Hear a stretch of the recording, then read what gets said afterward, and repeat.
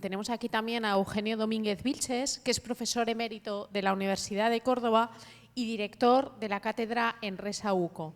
Fue catedrático de Botánica y rector de la Universidad de Córdoba desde 1998 a 2006, de la Universidad Internacional de Andalucía desde 2013 a 2017. Es doctor honoris causa por las Universidades Nacional de la Aviación de Kiev, Ucrania, de Agronomía y Veterinaria de Cluj-Napoca en Rumanía y por la Universidad de Concepción en Chile. En el año 2007 recibió la Medalla de Oro de la Universidad de Córdoba en España. Es un placer que Eugenio nos hable hoy de las partículas biológicas en el aire. Muchas gracias.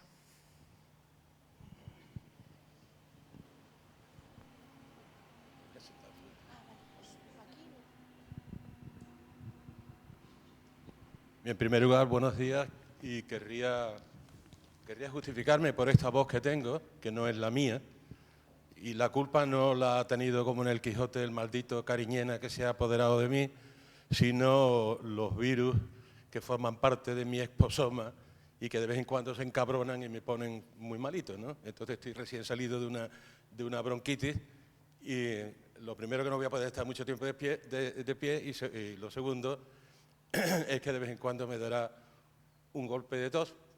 Puede que sea bueno porque así os despierto y os volvéis a incluir dentro de la presentación, ¿no?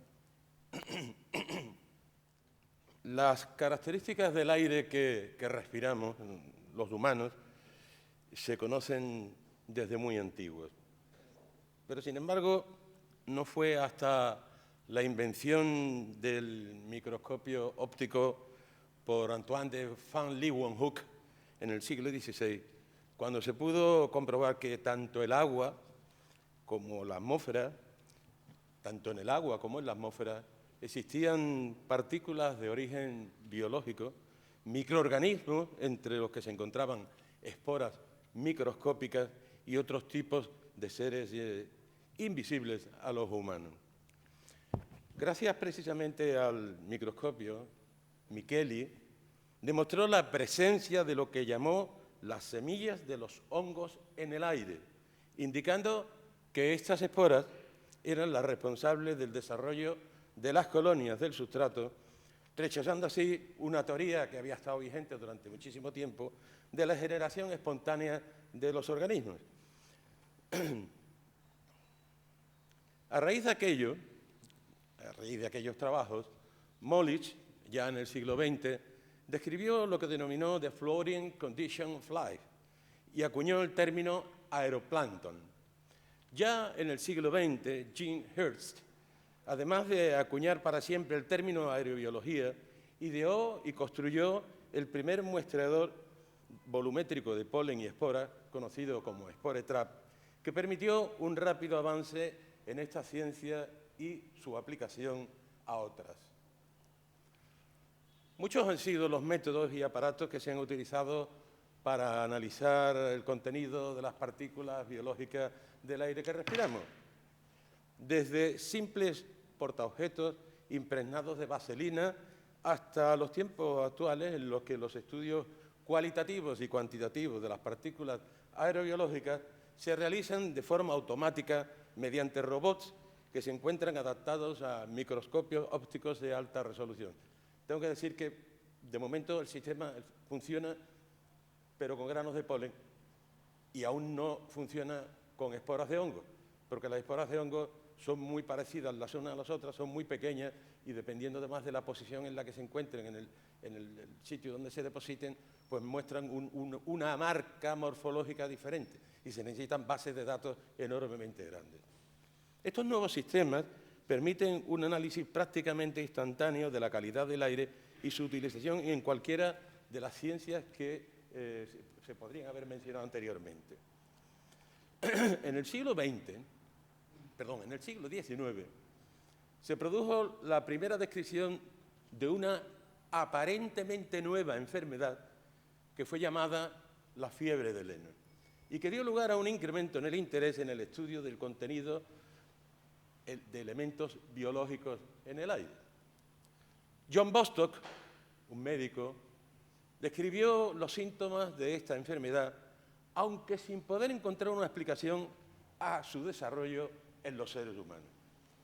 Publicó un trabajo en 1819 en el que indicó que la fiebre del heno, aunque de origen desconocido, no tiene nada que ver con el heno ni con padecer fiebre. O sea, que el nombre de la enfermedad no tenía nada que ver con la enfermedad. Una vez descrita la enfermedad,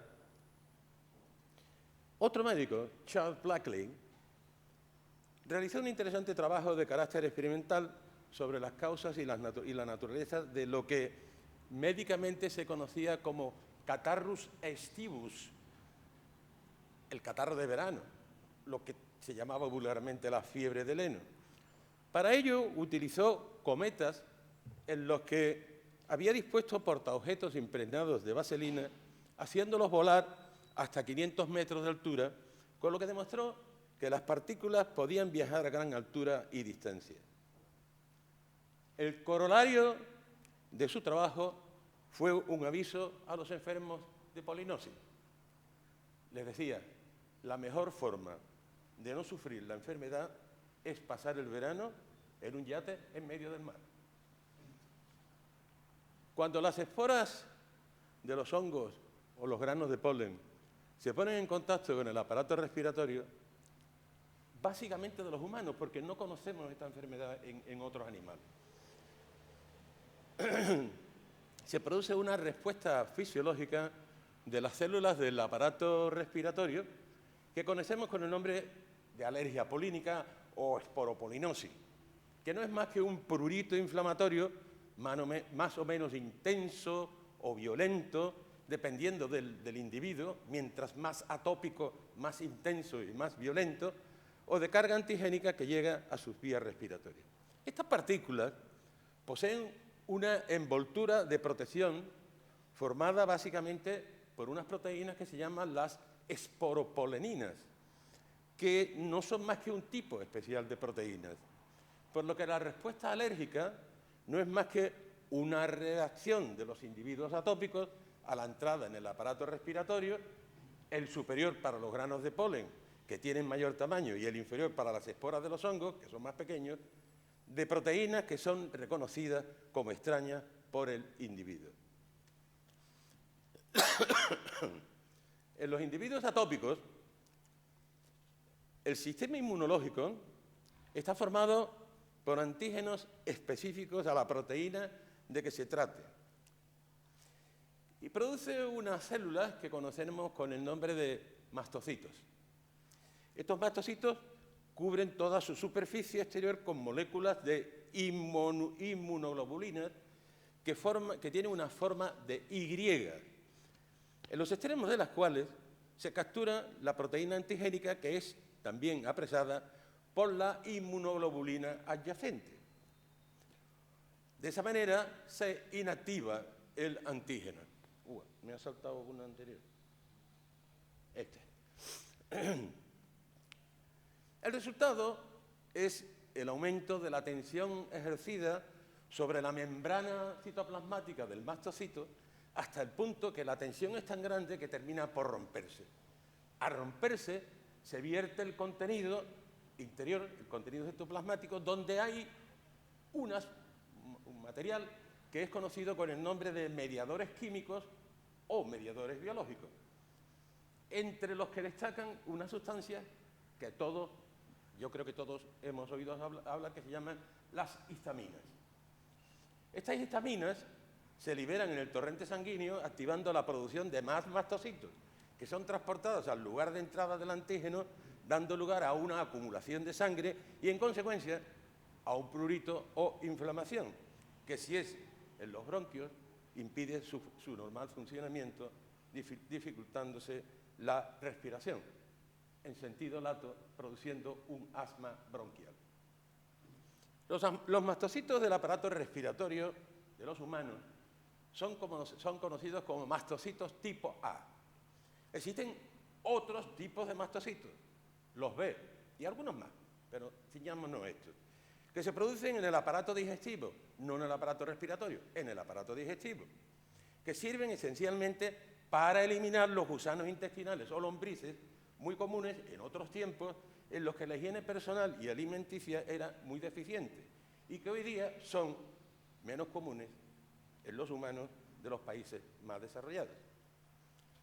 Estos mastocitos son más potentes, los tipo B, en cuanto a la respuesta antigénica, dado que la expulsión de los gusanos necesita una reacción mucho más violenta del tejido intestinal por medio de contracciones y aumento de las deposiciones, que así permiten la expulsión de estos gusanos por las feces. Algunas teorías intentan explicar que el aumento del número de individuos atópicos polinóticos en los tiempos actuales se deben a la cuasi desaparición de las infecciones por gusanos en el intestino, habiéndose producido una migración de los mastocitos tipo B desde el intestino hasta el aparato respiratorio. En ambientes de interiores, además del polen y las esporas, los mayores inductores biológicos de problemas respiratorios se deben al contenido del polvo acumulado en los hogares y otros hábitats humanos. Y que están compuestos básicamente, ese polvo está compuesto básicamente por esporas y micelios de hongos, polen sedimentado y sobre todo por ácaros, lo que conocemos científicamente como dermatofagoides pteronísimos, insectos que se alimentan de las descamaciones de la piel de los humanos y del material de origen animal y vegetal que se utiliza en los hogares y que no son causantes per se de ninguna enfermedad en los humanos, pero sí se implican en fenómenos de reacción alérgica como integrantes del polvo en la vivienda. John Floyer, en el siglo XVII, describió de manera muy precisa el asma bronquial causada, entre comillas, al barrer el más mínimo polvo de una habitación o hacer la cama. Sin embargo, tuvieron que pasar 125 años antes de que se comenzara a comprender el fenómeno. Y lo fue gracias a Giacomo Ancona, que publicó un trabajo que llamaba El asma del polvo doméstico. Ancona examinó la salud de los trabajadores de los molinos de grano que sufrían de asma y sospechó que la enfermedad era causada por los ácaros que vivían sobre el grano. En este caso eran otros ácaros que conocemos con el nombre de pediculoides ventricosus. Es interesante resaltar que Van Leeuwen se interesó por el denominado asma del polvo doméstico, estimulado por las publicaciones de Cook, que opinaba que debía existir un alérgeno específico en el polvo doméstico. El problema residía en que las pruebas cutáneas con sus extractos a menudo resultaban negativas, mientras que las muestras de polvo en sí mismo podían provocar ataques de asma. ¿Era realmente el polvo lo que conducía al asma? ¿O eran otros factores posiblemente climáticos los culpables?, se preguntaba. Para aclarar esta cuestión, Van Leeuwen llevó a cabo un experimento muy curioso en 1923. Llevó a 3 personas asmáticas desde los Países Bajos hasta las zonas de alta montaña de Saint-Maurice, en Suiza. ¡Qué suerte! En pocos días, los pacientes ya no tenían síntomas de asma. Se habían roto la pierna, los brazos esquiando y tal, pero no tenían síntomas de asma. Pero sí, inhalaban el polvo de una lata que contenía el polvo de la habitación y que se había traído este científico desde Holanda y que habían sido tomados en los apartamentos donde vivía esta gente. Los síntomas asmáticos también aparecían en Saint-Maurice. Hace solo 50 años, el grupo de Reindden, Horst y nuestros amigos y colegas, desgraciadamente ya desaparecidos, Fritz Theodor Spickmann y Marie Spickmann-Bosemann, demostraron la presencia de ácaros en el polvo doméstico. Y lo hicieron en muestras de apartamentos de Leiden, en Países Bajos, donde ellos vivían, y que producían síntomas asmáticos. Marie Spickmann, una extraordinaria señora, pudo demostrar que los ácaros del polvo doméstico eran la fuente principal de alérgenos en el polvo doméstico y que la cantidad de ácaros en las casas húmedas era mayor que en las casas secas. Las casas húmedas tenían más ácaros que aquellos en los que el ambiente era más seco. Algo que había desconcertado a los investigadores. Y en especial su aparición en un material tan indefinible como el polvo doméstico, su notable especificidad y el hecho de que tantos pacientes asmáticos fueran atópicos. Sabemos que el calentamiento global, lo que llaman los cursos, el cambio climático, puede incrementar o acortar la estación polínica y la severidad de algunas plantas con interés alergógeno, y que un incremento de las lluvias torrenciales puede provocar frecuentes episodios de asma. Mientras que, por otro lado, está ampliamente demostrado que el aumento de episodios de contaminación urbana provoca problemas de salud, como ha dicho la doctora Fernández Agüera antes. Algunos de ellos ligados a la respuesta alergénica o asmática. Eguilás Gracia, hace muy poco tiempo, hace un par de años, indicó que la contaminación del aire y el calentamiento global podrían tener un impacto significativo en la salud y el bienestar de los humanos, contribuyendo a la aparición y agravamiento de la rinitis alérgica y el asma, entre otras enfermedades respiratorias de carácter crónico. Desde el episodio pandémico de 2020, las personas han experimentado un proceso de creciente aislamiento en espacios cada vez más cerrados, de tal manera que tienden a pasar la mayor parte del tiempo en hábitats de interiores. Este hecho implica una mayor exposición a los alérgenos de interior, como es el caso de los ácaros del polvo doméstico que hemos mencionado anteriormente, y otros contaminantes químicos, como también se ha dicho anteriormente, que pueden repercutir seriamente en la salud respiratoria, aumentando la frecuencia de procesos respiratorios, sobre todo en los niños, por lo que son necesarios ajustes en las políticas de diseño de las soluciones habitacionales y los cambios de estilo de vida necesarios para mitigar los efectos nocivos de estos cambios. Otro buen amigo, Gennaro D'Amato, médico italiano especialista en asma, ha demostrado que un aumento de la temperatura puede reducir el efecto que causa el aire frío en los casos de asma y rinitis, siendo los pacientes menos susceptibles a infecciones respiratorias. Como hemos mencionado anteriormente, el calentamiento global parece estar produciendo impactos en la calidad de la atmósfera de exteriores, pero también indirectamente en el aire de las casas y en los espacios habitacionales.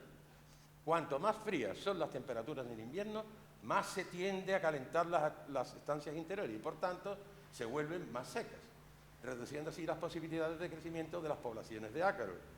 En Alemania se ha podido demostrar que los inviernos inusualmente fríos conducen a una reducción en el número de ácaros y que las fluctuaciones de temperatura más grandes en verano e invierno también. Si en el futuro los inviernos, según predicen, son menos fríos y se asocian con una mayor humedad del aire, podrían desarrollarse un mayor número de ácaros en las viviendas y, en consecuencia, a un aumento en las tasas de rinitis y de asma. Por tanto, en una situación de crisis energética como en la que estamos, debida básicamente, según nos cuentan, a la guerra en Ucrania, que nos lleve a restricciones en el uso de las calefacciones, sería de esperar una reducción en la concentración de ácaros en ambientes de interiores y, por tanto, a una disminución en la gravedad de los síntomas de los individuos atópicos y aquellos sensibles a la acción del polvo doméstico. Por extrapolación, también las variaciones de los parámetros climáticos de las viviendas de los humanos, calefacción, refrigeración y condiciones estructurales habitacionales, deberían inducir también, en sentido lato, al cambio de la marca asmática y alergénica producida por los ácaros del polvo de cada vivienda. Según De Witt, los humanos inhalan, ingieren y tocan miles y miles de esporas de hongos cada día. Su ubicuidad y diversidad, reflejada en su compleja taxonomía, contrasta fuertemente con nuestro escaso conocimiento sobre su distribución. También sobre los efectos patogénicos e intervenciones efectivas a nivel ambiental e individual. En su trabajo, el trabajo de De Witt, se presenta una descripción general de las características más destacables de los hongos como actores permanentes del exposoma humano y determinantes claves de la salud humana a través de la lente de la alergia fúngica y otras reacciones de hipersensibilidad fúngica. Una mejor comprensión del exposoma, sobre todo del exposoma fúngico, arroja nueva luz sobre la epidemiología de las enfermedades de hipersensibilidad relacionadas con hongos, su sustrato inmunológico, los métodos actualmente disponibles y los biomarcadores para hongos médicos y ambientales.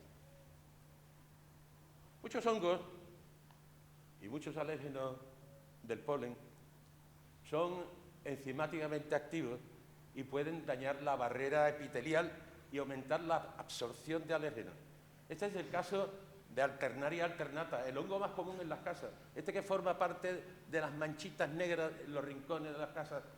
Por ejemplo, los apartamentos de verano, cuando volvemos en invierno después de unos cuantos días y vemos esas manchas en las esquinas. Ah, es que de humedad. En realidad son colonias de Alternaria alternata. Y decía, por ejemplo, los de Alternaria alternata y las proteasas del polen de diversas especies, como las del olivo, el principal causante de la alergia polínica en nuestra zona. Y también varios géneros, varios alérgenos de ambrosia. En Europa, el principal causante de polinosis. Tal actividad enzimática probablemente juega un papel en la sensibilización de los individuos. Por otro lado, y además de su posible respuesta alergénica, los hongos dan lugar a dos tipos de infecciones sistémicas, si se asientan y germinan en el sistema respiratorio de los humanos. Esto depende de los taxones implicados.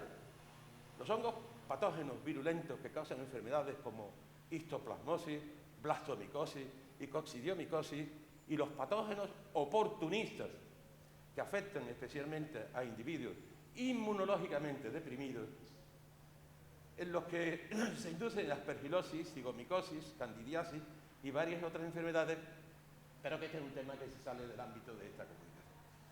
Aparte de las posibles causas intrínsecamente genético-fisiológicas, en la actualidad se buscan otras causas que puedan explicar el aumento de la prevalencia e incremento de la atopía y el asma, sobre todo en los países industrializados, barajándose, entre otras, el incremento de las migraciones por cuestiones socioeconómicas, políticas o bélicas.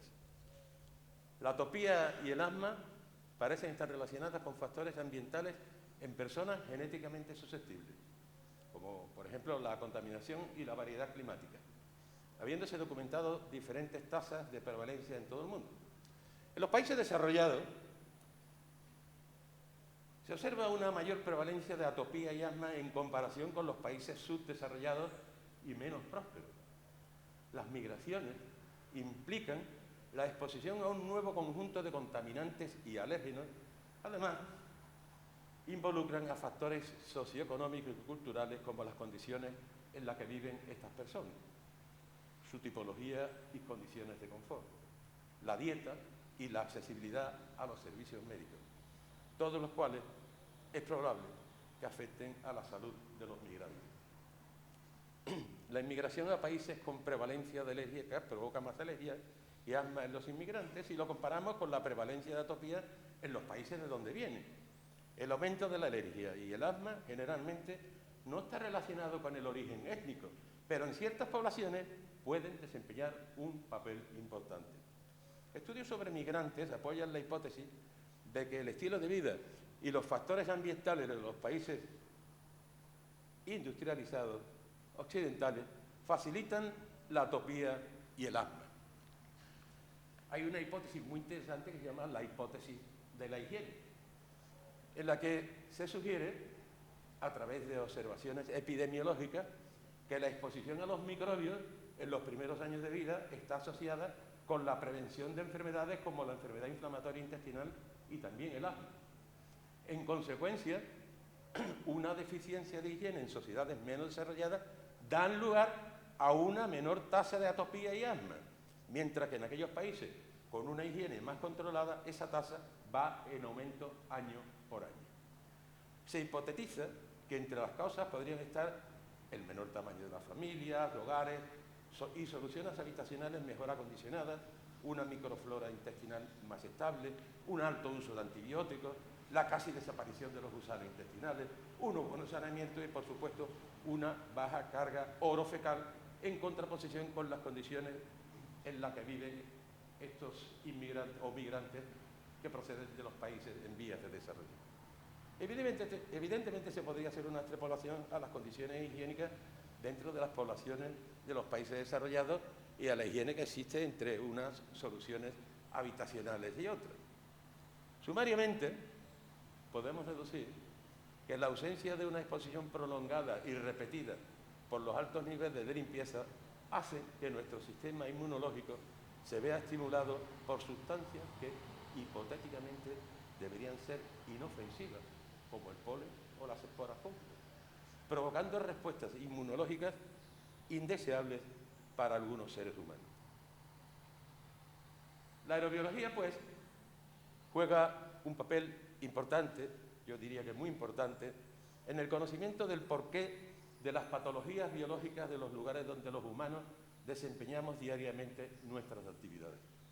Por tanto, la investigación sobre el espectro, variabilidad y factores incidentales que actúan sobre el comportamiento de las partículas biológicas presentes en los hábitats interior y exterior son fundamentales para tomar las medidas preventivas, tanto arquitectónicas como de higiene, que eviten enfermedades aparentemente propias del mundo desarrollado y que causan incomodidades y pérdidas económicas debidas a su influencia sobre la vida de los individuos y las terapias necesarias para su alivio o eliminación.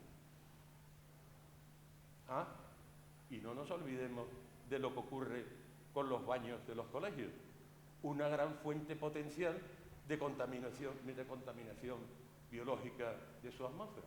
Por lo tanto, modestamente les doy un consejo. La próxima vez que vayan a tirar de la cisterna, por favor, bajen la tapa. Muchas gracias.